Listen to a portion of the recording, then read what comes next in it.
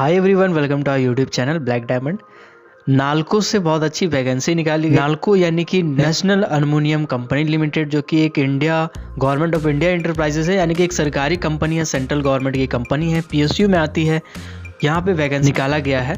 एक नवरत्न कंपनी है। नवरत्न कंपनी के बारे में आपको बता दूं कि नवरत्न कंपनी एक ऐसी कंपनी होती है जिसका एनुअल टर्नओवर में प्रॉफिट जो है वो 30 करोड़ से ज़्यादा हो, उसको हम लोग नवरत्न कंपनी में मानते हैं। नवरत्न, मिनी रत्न और महारत्न का स्टेटस से जिस कंपनी को नवाजी जाती है उसमें बहुत सारा लेबर लॉ इम्प्लीमेंट हो जाता है, यानी कि सैलरी और बहुत सारे अलाउंसेस जो हैं वो जुड़ जाते हैं। डिटेल में मैं कंपनी के बारे में आपको बता दूं। नेशनल एल्युमिनियम कंपनी लिमिटेड ये एशिया का सबसे बड़ा एल्युमिनियम प्रोड्यूस करने वाला कॉम्प्लेक्स रखता है। साथ ही जिसको एनुअल टर्नओवर है इस साल का, करंट ईयर का, वो 8,426 करोड़ है। पिछले साल 11,000 था, इस साल 8,426 करोड़ है।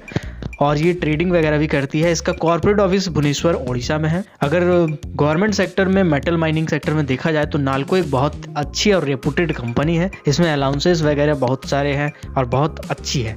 इसमें 2 पोस्ट की वैकेंसी निकाली गई है, एक माइनिंग मेट का, दूसरा फॉरमैन माइनिंग का। तो जो माइनिंग मेट का वैकेंसी है वो टोटल 18 है, जिसमें एससी कैटेगरी के लिए 3 सीट रिजर्व है, ओबीसी के लिए 4 सीट रिजर्व है, ईडब्ल्यूएस के लिए 8 सीट है, 1 सीट है, और अनरिजर्व कैंडिडेट के लिए 10 सीट है। कुल मिलाकर 18 सीट। बात करते हैं इसमें रिक्वायर्ड क्वालिफिकेशन क्या मांगा गया है। तो आप 10वां पास होना चाहिए। 10वां पास के साथ साथ आपने वैलिड माइनिंग मेट का सर्टिफिकेट रखते हो। माइनिंग मेट का सर्टिफिकेट आपके पास होना चाहिए, जो कि restricted to open cast mines, metalliferous mines के लिए होना चाहिए। रेस्ट्रिक्टेड वाले भी अप्लाई कर सकते हैं, अनरेस्ट्रिक्टेड वाले भी अप्लाई कर सकते हैं, बट अगर रेस्ट्रिक्टेड है तो कर सकते हैं। साथ ही साथ आपके पास फास्ट एड सर्टिफिकेट भी होना चाहिए।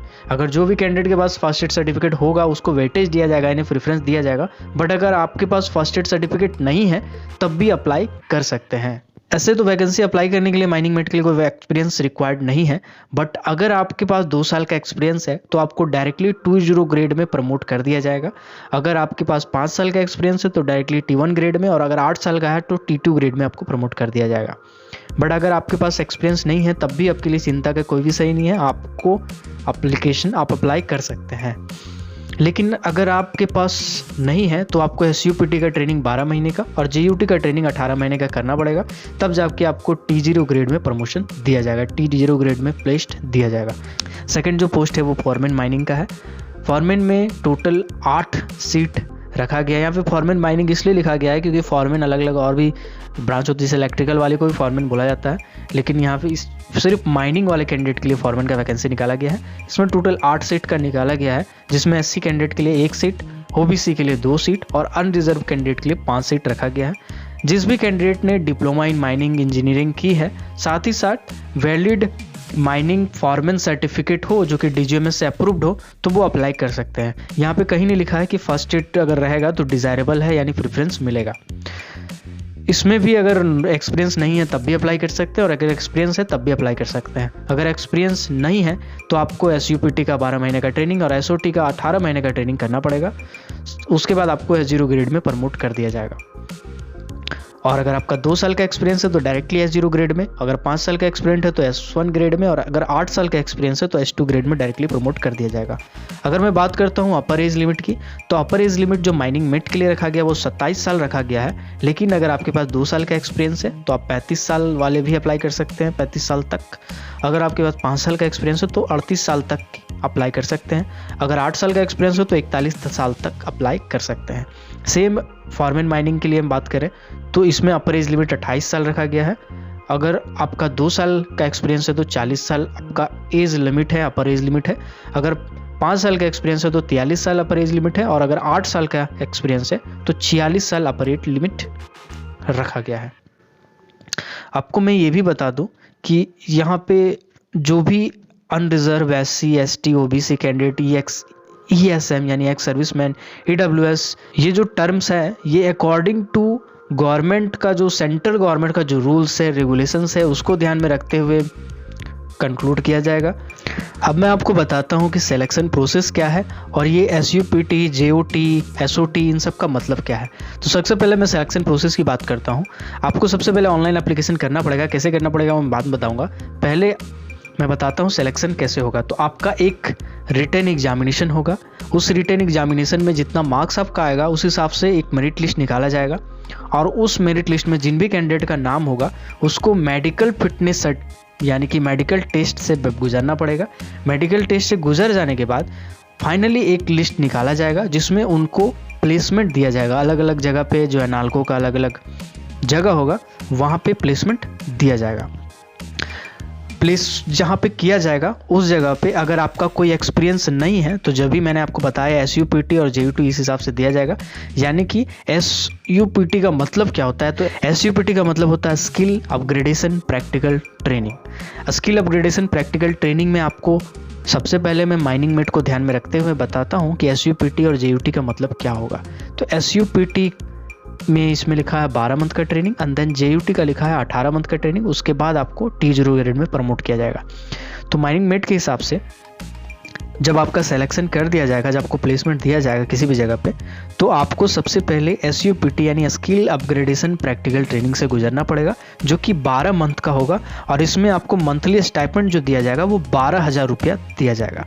जब आपका SUPT यानी 1 साल का जो इंटरवल ये ख़त्म हो जाएगा तब आपको JUT ट्रेनिंग में भेजा जाएगा, जो कि 18 मंथ का होगा, जिसमें शुरू का 12 महीना यानी 1 साल 15,000 रुपया आपको स्टाइपेंड दिया जाएगा, और उसके बाद का जो 6 महीना होगा उसमें आपको 15,500 रुपया स्टाइपेंड दिया जाएगा पर मंथ।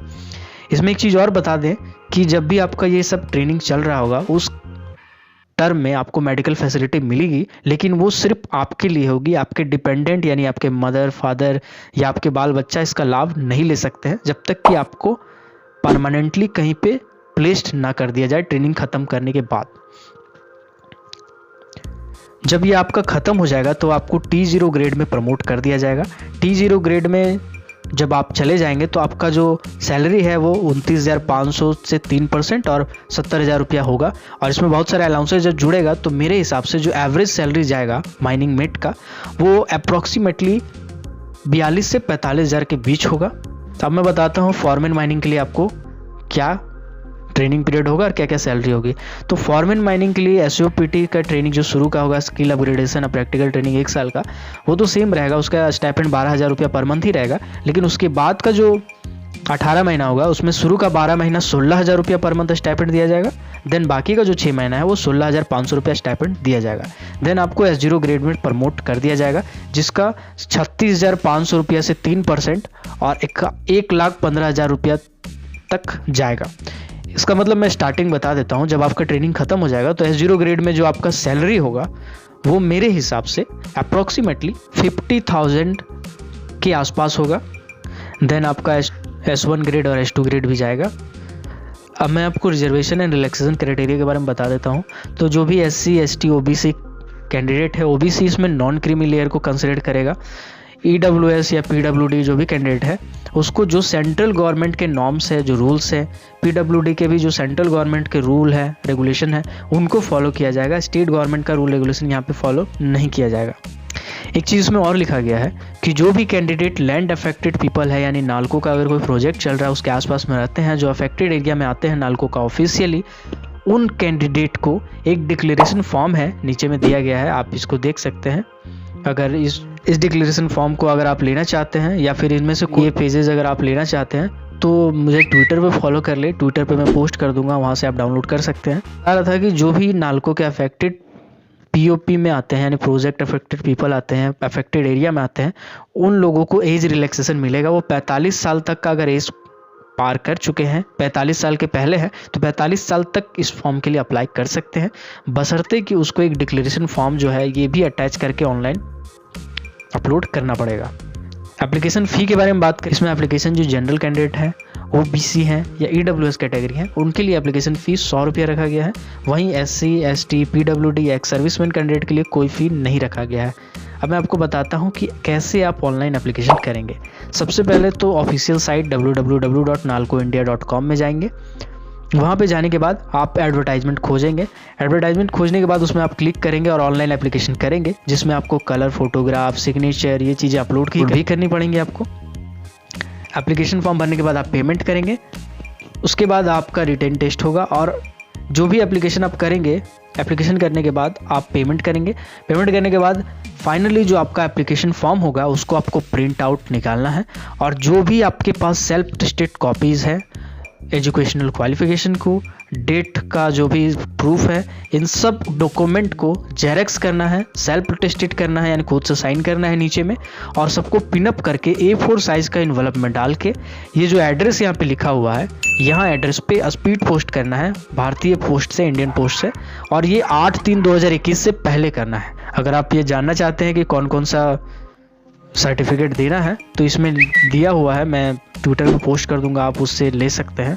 बाकी कुछ जनरल इंस्ट्रक्शन लिखे गए हैं कि कभी भी सीट बढ़ाई जा सकती है, घटाई जा सकती है, वगैरह वगैरह। आई होप आपको ये वीडियो पसंद आया हो। अगर आप ऐसे ही मेटल माइनिंग सेक्टर से आने वाली वैकेंसी से अपडेट रहना चाहते हैं, बहुत सारी मेटल माइनिंग की कंपनीज है जिसमें बहुत सारी वैकेंसी निकलती है, लेकिन जानकारी के अभाव में लोगों का वो वैकेंसी छूट जाता है। तो अगर आप मेटल माइनिंग सेक्टर से हैं तो इस चैनल को सब्सक्राइब कर दे, बेल आइकन को प्रेस कर दे। जब भी मेटल माइनिंग से कोई भी रिलेटेड वैकेंसी आता है तो मैं वीडियो बना दूंगा। आई होप आपको ये वीडियो पसंद आया होगा। अगर आपको ये वीडियो पसंद आया हो तो आप जितना हो सके इस वीडियो को सर्कुलेट करें, ताकि जो भी ज़रूरतमंद लोग हैं उन तक ये वीडियो पहुंच सके। Keep watching, keep supporting, till then, Jai Hind.